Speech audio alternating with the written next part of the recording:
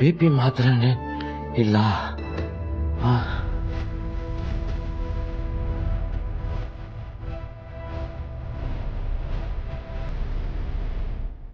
ನನಗೆ ಫೋನ್ ಮಾಡಬೇಕು.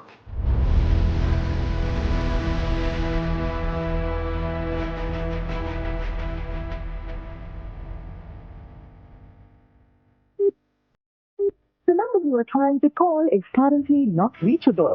Please try again later. Vatsala not reachable. ನೀನೆಲ್ಲೋದಾ?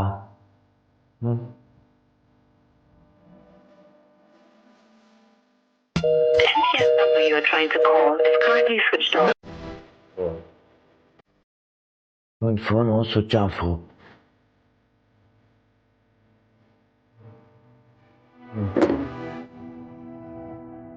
ನೀರು ಇಟ್ಟಿಲ್ಲ. ನೀರು ಬೇಕು. ನೀರು.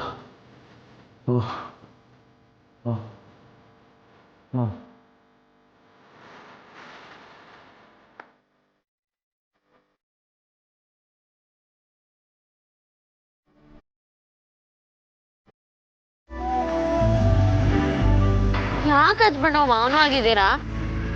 ನಾಳೆಯಿಂದ ನನ್ನಿಂದ ಮುಕ್ತಿ ಸಿಗತ್ತೆ ಅಂತ ಬೇಜಾರಾಗಿದ್ದೀರಾ? ನೀವು ನನ್ನಿಂದ ದೂರ ಹೋದ್ರೆ ಖುಷಿ ಆಗತ್ತೆ ಹೊರತು ಬೇಜಾರಾಗಲ್ಲ. ಸುಮ್ಮನೆ ಬಾಯಿಗೆ ಬಂದಂಗೆ ಏನಾರ ಮಾತಾಡ್ಬೇಡಿ, ಬಾಯಿ ಮುಚ್ಕೊಂಡು ಕೂತ್ಕೊಳ್ಳಿ. ಆಗಲ್ಲ. ಯಾಕೆ? ಯಾರಾದ್ರೂ ಮಾತಾಡ್ತಿರ್ಬೇಕು ಇಲ್ಲ ಹಾಡ್ಬೇಕು, ಆಗ್ಲೇ ಮಜಾ ಬರೋದು.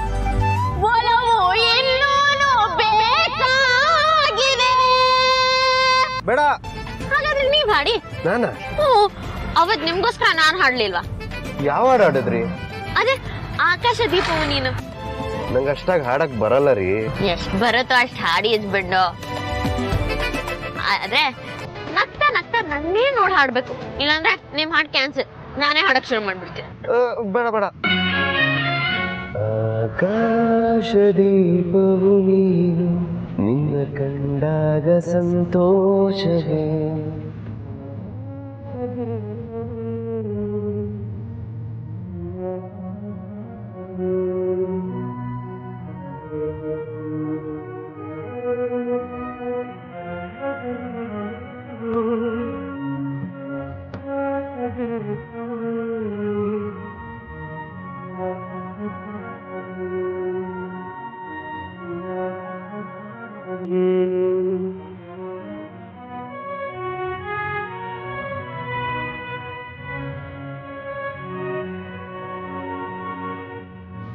ಏನ್ ಹಚ್ಬಂಡು ಹಾಡ್ ಮುಗ್ದೋಯ್ತಾ?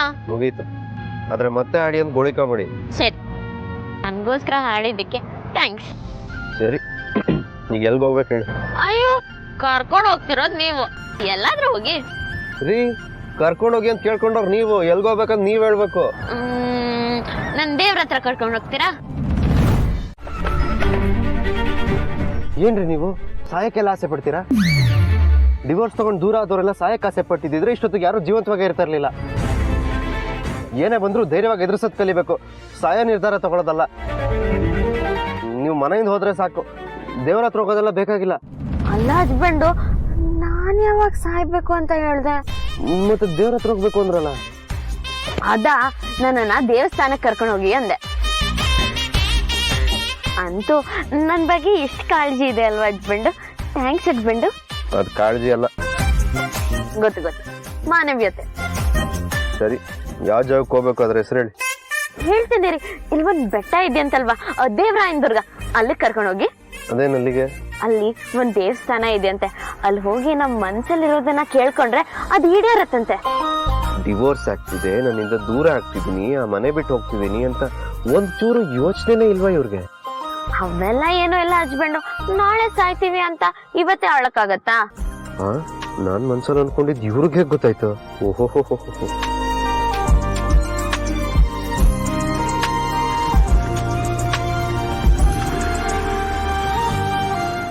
ಹೋಗಬೇಡ ಅಂತ ಹೇಳೋಕ್ಕಾಗಲ್ಲ ನಿಜ. ಆದರೆ ಎಲ್ಲಿ ಹೋಗ್ತಾಳೆ, ಯಾರ ಜೊತೆ ಹೋಗ್ತಾಳೆ ಅಂತ ಅವಳ ಮೇಲೆ ಒಂದು ಕಣ್ಣಿಡೋದು ಎತ್ತರವಾದ ನಿಮ್ಮ ಕರ್ತವ್ಯ. ಅಂದರೆ ಕವನನ ಮೇಲೆ ಡೌಟ್ ಪಡ್ತಿದ್ದೀರಾ? ಛೇ, ನಾನು ಡೌಟ್ ಪಡ್ತಾ ಇಲ್ಲ. ಕವನ ನಿಮ್ಗೆ ಹೇಗೆ ಮಗಳು, ಅವಳು ನನಗೂ ಮಗಳಿದ್ದ ಹಾಗೆ. ವಯಸ್ಸಿಗೆ ಬಂದಿರೋ ಹೆಣ್ಮಗಳು. ಅವಳು ಎಷ್ಟೇ ಒಳ್ಳೆಯವಳಿರ್ಬೋದು, ಆದರೆ ಹೊರಗಡೆ ಪ್ರಪಂಚ ಒಳ್ಳೇದಿರಬೇಕಲ್ಲ, ಅದಕ್ಕೆ ಹೇಳಿದೆ. ಓ ಹಾಗಾ, ಸರಿ ಬಿಡಿ. ಇನ್ಮೇಲೆ ಎಲ್ಲಿ ಹೋಗ್ತಾಳೆ ಏನು ಮಾಡ್ತಾಳೆ ಅಂತ ವಿಚಾರಿಸ್ಕೋತೀನಿ. ಸೌಂದರ್ಯ, ಏನಮ್ಮ ಏನಾದರೂ ಬೇಕಿತ್ತಾ?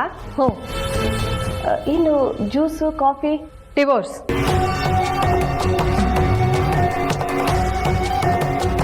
ಯಾರಿಗೆ? ಚಿರುಗೆ, ದೀಪಕ್ಕೆ. ಆ ದೀಪನೇ ಕೊಡ್ತೀನಿ ಅಂತ ಒಪ್ಕೊಂಡಿದ್ದಾಳಲ್ಲಮ್ಮ.